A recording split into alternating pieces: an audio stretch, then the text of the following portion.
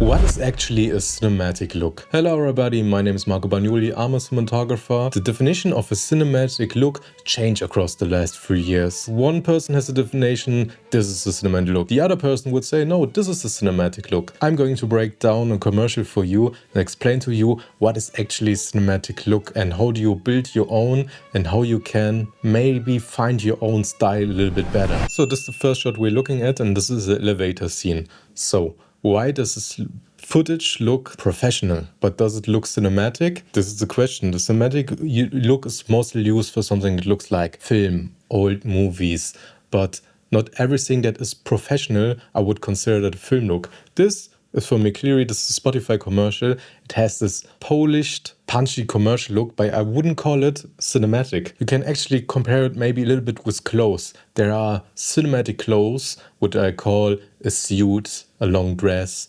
This is, but doesn't mean these are the best clothes that are out there. There are definitely designer pieces that are more creative, have better quality, but you wouldn't call them classy, but it's still cool, professional, and is sometimes the right thing to use. And the same thing is also with media. Sometimes you want this professional popping look with this great deep shadows and popping highlights, and sometimes you want to go with a flatter, more filmic look. So how do we light a scene like this? When you're in an elevator, you always have to think about, okay, there's only one place or a second place where the light is coming from. Best thing and the most easy one is the ceiling. 99% of the time when doing an elevator scene, this ceiling is not real. Most of the time you have something like a butterfly frame with a half silk in there. Above it are sky panels, aperture light, just blast as the top lights, that you get a nice even light from above. Then what you will probably do is, when you don't have the budget to build a ceiling like this, because when this is real, it's custom. So someone built a ceiling with holes in it where the butterfly can shine through. But otherwise you will do VFX and just have the butterfly on top of here and then cut him out and replace the ceiling. This is the most common way to do it. But if you even have more money, you can build the ceiling. But most of the time you prefer not to, because you need the space to light. But I think actually this one looks real, because this light, which has also nice halation, gives him in a really warm color texture this nice edge light around him. The actual key light, and this is the second place where light is coming from, when the doors are open. So they put something like a lantern straight in front of him, put it on with a grid that we don't hit the walls too much, and give him this nice light mask. I always call something like this a light mask, because the light comes from the front of the face and just wraps around his face and around his body, like you put a piece of paper onto someone and it just wraps around him. This is always how I imagine light, how it works. With this combination of really warm backlight and this coolerish key light, we get a really nice color contrast. But also, like I said always before, take a look at your wardrobe. When you know you're going for this really bright and punchy look with high color contrast, the person has to wear the according clothes for it. And they choose this really nice blue jacket, which makes him really pop out of the frame. The job of the cinematographer is to tell the story and make everything more three-dimensional. And they done it here with easy steps. Warm wall, warm top light, gives everyone a nice warm edge light, a cooler, more neutral key light on the person, and then fitting clothes. And now with this 2-3 easy steps, you got an image that's normally pretty boring to a really cool image. Now this is the next shot from the commercial, and you wouldn't call this shot cinematic, but do you would call it bad looking? No, it's an amazing shot, really nice colors, nice composition. Why does this shot look so cool? First things first, they're mounting this Astera light lights on the mirror to give him this nice warm key light. Because in this commercial they're going always for this color contrast. As you can see, normally when I'm in a scene like this, I would put the white balance of the camera in the right direction. So I would make everything already cooler and then choose the white balance of this light to get my skin right. Because it's much more difficult, in my opinion, to correct the skin than the whole room around it. So I go for the right color already on the room for the most of the time, and then go on the skin tones as perfectly as possible. Then here's another trick what they've done to create more depth. And mirrors are always a great possibility to create more depth, because normally this side of the image would be no information at all, nothing interesting. But with a mirror, you really can extend a small room. Also with this reflective area. That's also the reason why a lot of the time we put water on the floor, because it makes the boring gray concrete floor more open and reflective, and we get a nicer, bigger image. Also, a trend that is keep going is this aspect ratio. It's just open gate. Most of the time it's in 3:2.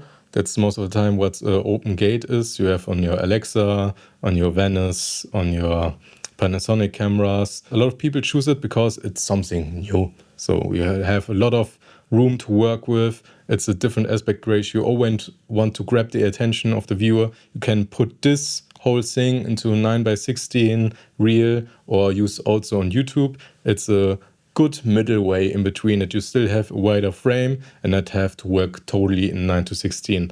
But also, when they really want a 9:16 version with open gate, you have a lot more space from down to the top, and just can easily use this piece of the frame for 9:16 content, which normally would be cut off if you do a wider aspect ratio. Now we're in this cool Asian restaurant scene, and most of the time in a scene like this, they work really with a lot of colors. But still, when you're going for a look, this is what I tell you at the beginning, if you want to create a look, you have to have one consistency, and they choose as consistency this really warm highlight. These are very unnatural way actually of neons in a restaurant or somewhere else that is have this color, but they've gone with this way to create this unique look. But when you have to work with such warm practicals, you have to counter it, because you want that cool color contrast. So they put in the room on the other side.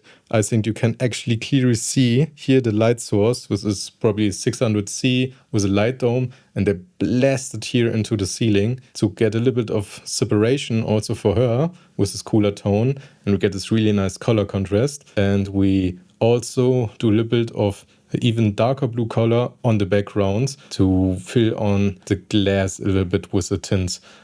Sometimes make it a bit dirty so that the light reflection can easily pick up, because purely black on a night shoot on the back of the window always is a little bit noisy, looks gross. I think they really fixed it with this look, that they lit a little bit of cool color in the background, also in combination with this magenta practical, which also looks really good.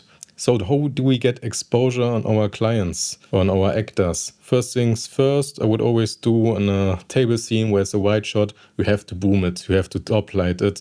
When you don't, the other possibility would be, okay, we give them a big cool key light from here, because that would be realistic, but we want this warm skin tones across the whole video. So what we do, we probably put a combo stand with a boom arm and put here 300x, 600x, with a lantern, just on really warm and light color that just wraps around and then gives them nice exposure. Also, when you're going for a look like this, you don't have to push your exposure on the skin tones too much.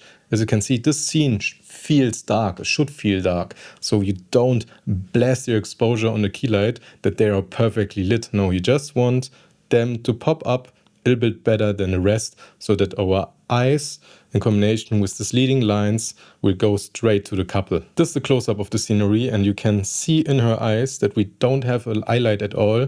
That means most of the time that the light is pretty far above her and only gives her this little light mask around her, a little bit of hair light. And as you can see, we again have no actually edge light that much, because they choose the background to be this cool color and bright color, and now she separates herself just with color contrast and exposure without her getting an extra backlight. I think, but for this shot actually they could done with just an Astera, give her a little bit of color to pick that up, because the whole commercials really have this popping highlights and feelings. I think it would be a good possibility to add actually here edge light, but they didn't done it because they probably think, hey, I want it to look that way. Then next thing is, when you're doing an over shoulder, always try to minimize the exposure on the person in front to get the depth, because if he was too bright, we would lose our focus point on her and we'll be always looking at him, and we don't want that. So most of the time you remove all light that is on him